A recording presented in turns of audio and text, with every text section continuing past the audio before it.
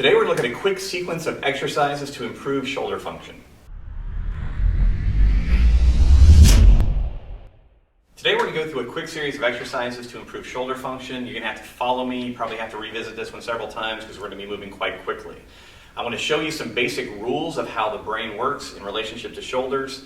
I get asked about shoulders literally multiple times per day, every single day of my life, so I've spent a lot of time trying to help people figure out how to work on them. So I'm going to give you some basic delineations to begin with. Number one, if you are just experiencing range of motion issues and not pain, we'll probably work directly on the shoulder. If you are experiencing range of motion issues and pain, we will work on the shoulder some, but we will also work on the opposite side of the body. There's lots of stuff in our other blogs about why sometimes working on the opposite side of the body where you're experiencing pain is a good idea. Neurologically, so that's something you want to check out. Now, let's just start off with basics. We're going to start off saying, hey, how is my shoulder currently functioning? So let's just look at some different ranges of motion. Lock your elbow, thumb's going to be on top, bring the hand up in front of you, reach across your body as far as you comfortably can without unlocking the elbow and also without rotating. So just get an idea of your range of motion. Now slide the arm all the way out to the side, again controlling your spine. Again, get an idea of how far you can comfortably move. Drop the hand down by your side, rotate it so the thumb is on top. Come all the way up, trying to touch your ear with your bicep. But if you get stuck here, or here, or here, that's perfectly fine. Just get an idea of your current range of motion. Next, stand like a scarecrow. I want you to try to externally rotate your shoulder as far as you can, and now internally rotate as far as you comfortably can. Just get an idea of where you're at. Now, having done all that, remember, we're going to say right now that this shoulder is not painful, but is instead just kind of sticky, and I'm trying to prepare it for some pull-ups or some push-ups or something I'm going to do with weights. Now, the first thing that we're going to do is use a basic rule of neurology, which is sensory before motor. Very often, your brain needs to know where things are in space before it will allow you to move it freely. So we're just going to take about 20 or 30 seconds and rub the shoulder, all right? You want to get all the way up onto your trap, front of the shoulder, back of the arm, and I recommend also getting down into your elbow, down into your wrist. Just make sure that you're rubbing the skin three-dimensionally. This is not supposed to be painful. You just want to be thinking about what are you feeling there. All right, so give it about 10 more seconds. All right, now having done all that, shake it out. We're going to revisit our range of motion. So arm out in front, control the chest. See if you can go a little bit further. I got a little bit more cross-body range of motion. Definitely a little bit more horizontal abduction. Now back down here, thumb on top. Come up, see if that's increased the freedom of movement, and recheck your external and internal range of motion. So in my particular case, a little bit of sensory, really good. My brain says, hey, I know where your shoulder is now. I'll give you a little more freedom. So one of the things you want to remind yourself of is this. If you always have better range of motion and strength after a little bit of sensory work, make that a part of your regular routine. Before you're going to do anything heavy, any other exercises, make sure that your brain knows where things are by giving it a little skin stim.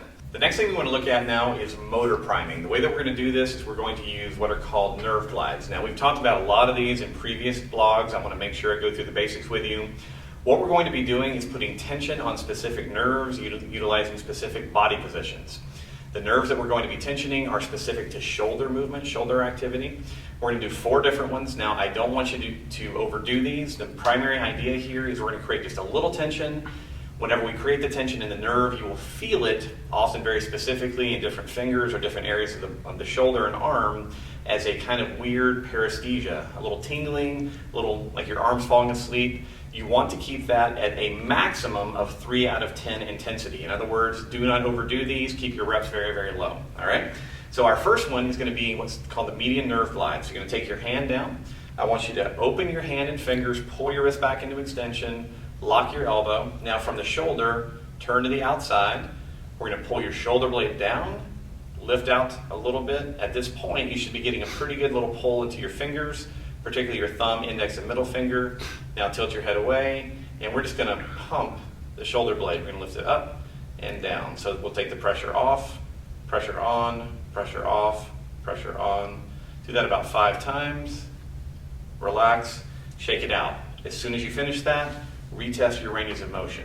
Get an idea of how am I doing? Did that improve me? Did that not improve me? Because what I want you to understand is that there's some of these nerve glides that may improve you, others that may not do that much for you, and I want you to be specific before you train your shoulder. That's the median. We're going to do now ulnar. All right, we'll begin our setup the same way. Spread the fingers, pull the wrist into extension. Now, flex your elbow nice and tight. When I say tight, kind of tighten up your bicep a little bit. Elevate your elbow so that it's pointing directly ahead. Take the arm out to the side. Turn your thumb forward. Pull your shoulder blade down. At this point, you should feel it in your little finger and ring finger. And what I like to do is just rotate my hand or pump my shoulder, okay, the scapula 3 or 4 times. That gives me that nice little tingling feeling. Shake out any tension from that. And again, retest your basic motions. All right. In both cases, I'm getting a little bit better from activating median nerve, ulnar nerve. We now want to go to the back of the arm. The nerve's called the radial nerve. It's going to take care of all the extensors in your arms. If you're going to be doing push-ups, anything overhead, this is a really important one. So again, we're in good neutral stance. Hands down by the side. Take your thumb across. Flex your wrist now. So we're going the opposite direction. Lock your elbow. Turn your arm in, not your scapula. All right, so just turn your arm in. Take it out to the side a little bit. Press the scapula down. Tilt the head away. You'll feel this one typically through your tricep and your forearm. So in this position, once we have it, we'll use the scapula again. So we take the tension off, put it on, off, on, off, on. You have to maintain all the different positions at the same time, otherwise it doesn't work. You can also do a few little shoulder circles, and I also like to add in some flexion and extension of the elbow. Shake that out, and what do? We retest. Bam. All right, so things are moving really well for me now. Obviously, radial is my best choice so far. Very common, actually. In many cases, anytime people do a lot of strength work, we'll find that radial nerve needs quite a bit of flossing through the tissue. Our last one then is going to be for our biceps. To do this glide, you're going to take your thumb, you're going to grab it with the other fingers, push your wrist forward. All right, so my arm is directly by my side. I grab my thumb, push my wrist forward, lock my elbow. Now from here, I'm going to stay tall, take my arm back behind me into extension. At this point, I'm going to pull my shoulder down. And as I pull my shoulder down, I'll feel usually some sensation here, but also down along the edge of my wrist. So once I'm in that position, I have that pulled down. Again, I'm just going to pump my scapula. 1, 2, 3, 4. I can also tilt my head away a few times. Again, aiming for 3 out of 10 tension. You shouldn't be tingling for more than a few seconds after you release any of these drills. If you are, you're doing them too hard. So again, reassess, see where you're at, get an idea. So all of these are doing well for me. I could be going back and adding in sensory work prior to each of them as well.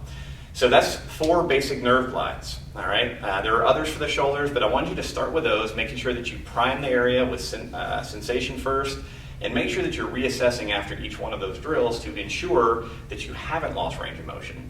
If you've lost range of motion, it's probably not a good idea. You need to go back to what improved you, again, before you do anything specific in terms of training that shoulder.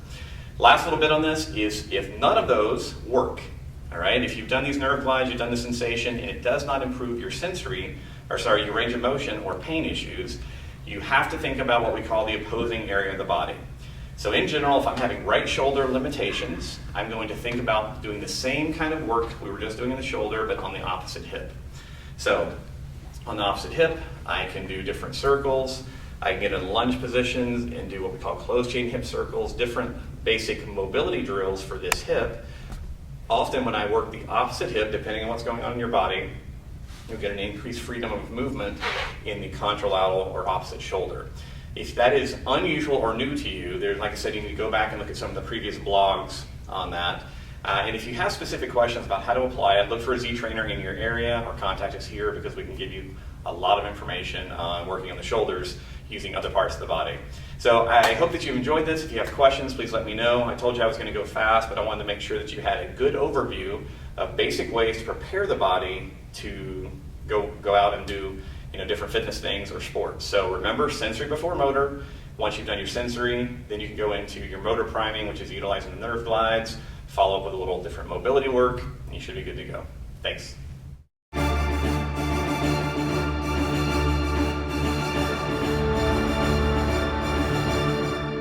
Exercise. Let me shoot all that again. That's stupid. I'm moving. I smell wet. All right, just shut up. Stop talking. We didn't. You're just throwing words in now. And we didn't say ACM last. We said ACM, but not. I didn't say ACM. I didn't use that. That's what Yeah. occurred to me. All right. Whew. Ignore all Awesome. that. With dignity. What was I saying? Still rolling. Ignore the laughing.